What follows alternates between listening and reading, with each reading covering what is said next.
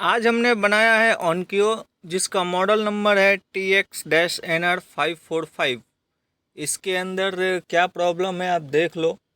ये जो है बहुत पहले हमारे प्रिय मित्र ने बना करके दिया था, और इसमें जो है स्विचेस काम नहीं करते हैं, हैंग मोड में हो जाता है।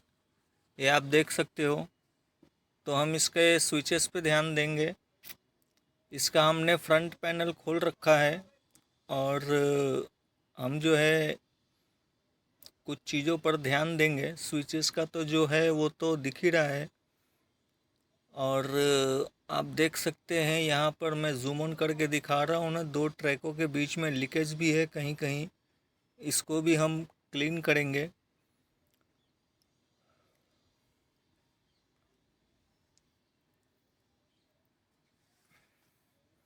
पतले पतले ट्रैक्स हैं, वो दिख रहा है लीकेज पर है नहीं।